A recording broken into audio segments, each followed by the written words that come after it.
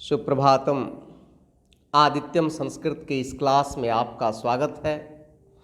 आज हम लोग संस्कृत पत्र लेखन जो 8 अंक का आता है मैट्रिक परीक्षा में, उसका अध्ययन करेंगे। ऐसे भी इंटरमीडिएट परीक्षा या जो एकेडमिक एग्जामिनेशन है हमारा क्लास 9 से 12 तक, उसमें भी संस्कृत पत्र लेखन आता है।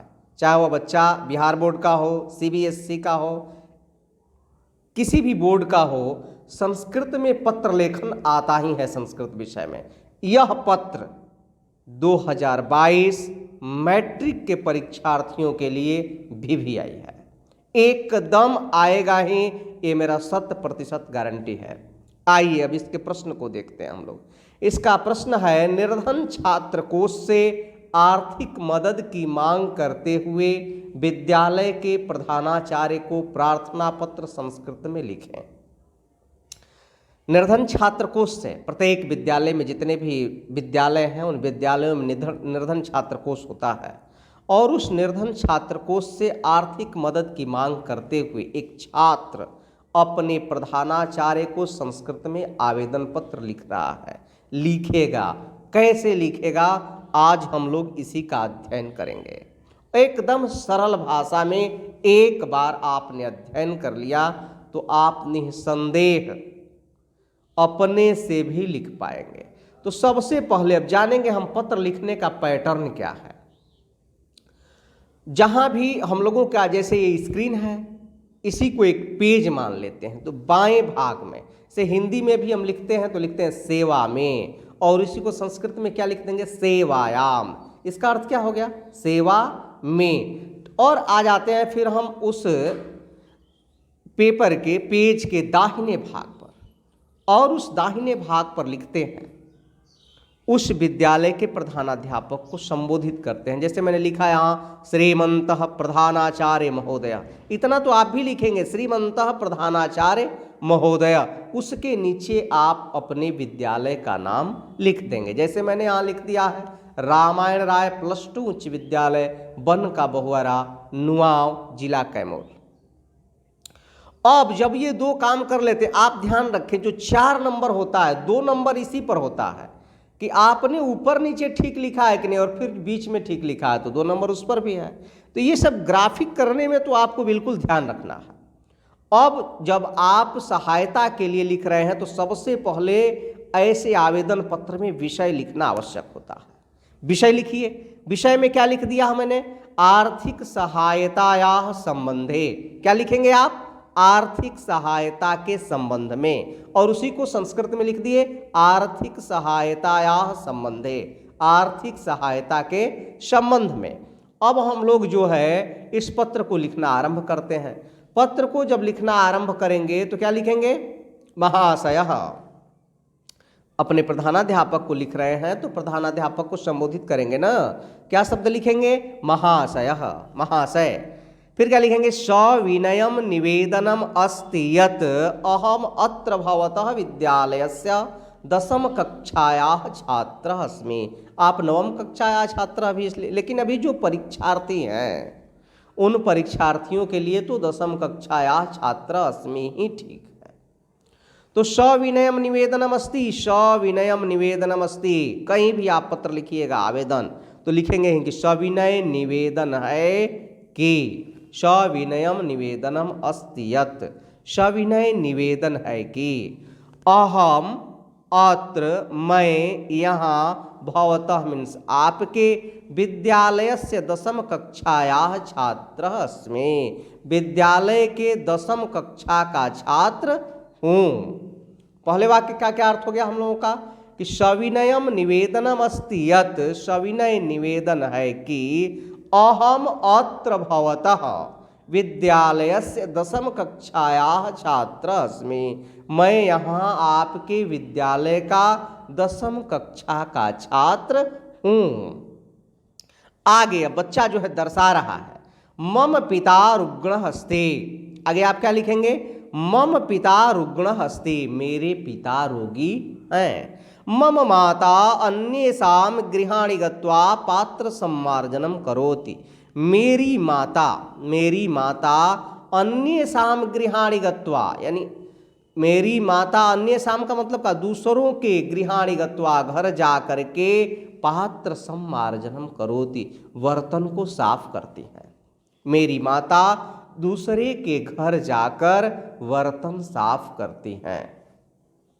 काठिन्येन सा प्रतिमासम 500 रूप्यकाणि अर्जति, काठिन्येन कठिनता से वह प्रत्येक महीने 500 रुपये अर्जित करती हैं, कमाती हैं। मात्र 500 रुपये।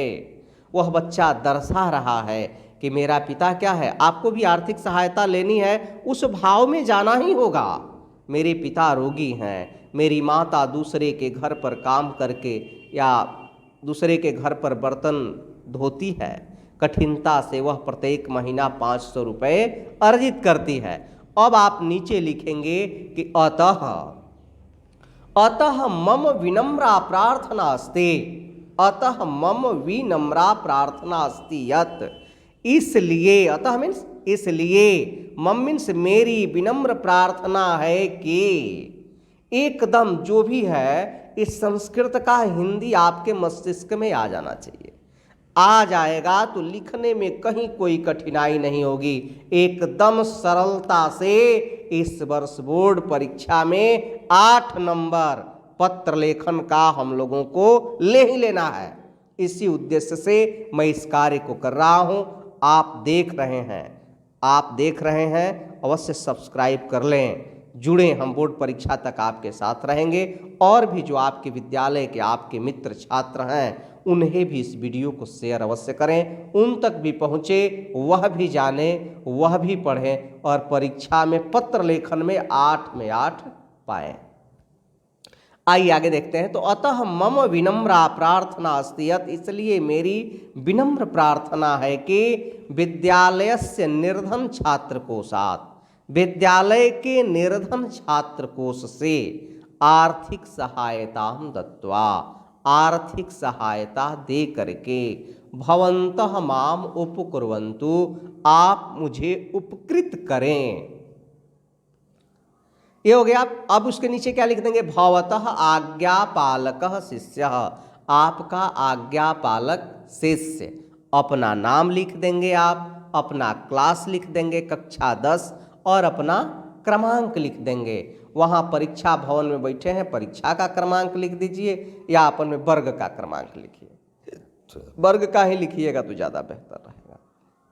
और बाएं भाग में यहाँ तिथि अवश्य लिखें। मैंने तिथि लिख दिया है 2022 बोर्ड एग्जामिनेशन में 23 फरवरी 2022 को संस्कृत विषय की परीक्षा होनी है। आप इस परीक्षा में 100 में 100 नंबर पाएं, इसके लिए हम पूर्णतः प्रयासरत हैं आप लोगों के लिए।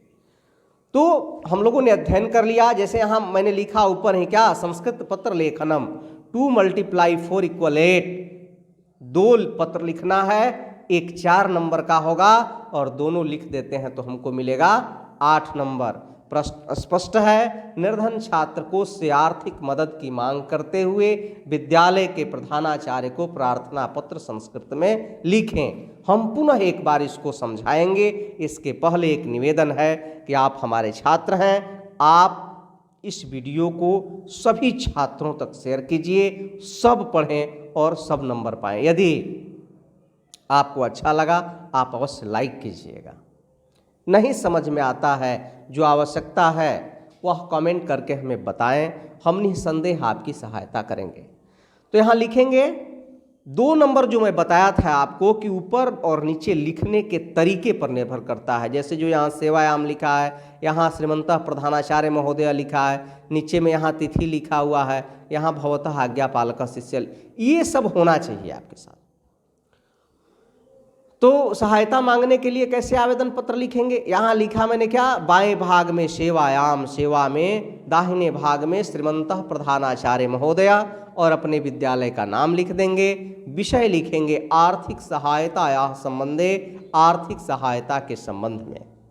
और फिर उसके नीचे बाएं भाग में ही लिखेंगे महाशयः, और फिर आधे से हट करके जैसा इस पेज में दिख रहा है आप लिखना आरंभ करेंगे कि सविनयम निवेदनमस्ति यत् अहम अत्र भवतः विद्यालयस्य 10वीं कक्षायाः छात्रः अस्मि।